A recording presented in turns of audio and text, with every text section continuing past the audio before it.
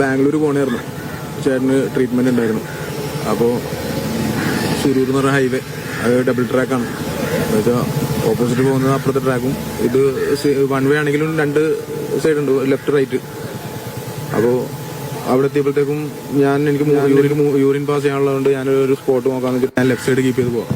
എനിക്ക് ലോങ്ങിൽ right side ഒരു lorry പോകുന്നത് കാണാം. ഞാൻ ട്രാവൽ ചെയ്ത് ആ ലോറിയുടെ അടുത്തെത്തി ക്രോസ് ചെയ്യാൻ വേണ്ടി നിൽക്കുമ്പോൾ ഈ ലോറി റൈറ്റ് സൈഡിൽ നിന്ന് ലെഫ്റ്റ് സൈഡിലേക്ക് പെട്ടെന്ന് ക്രോസ് ചെയ്ത് കയറി. അപ്പോൾ സ്വാഭാവികമായിട്ടും രാവിലെയാണ്, 6 മണിയാണ്, ഹൈവേ ആണ്.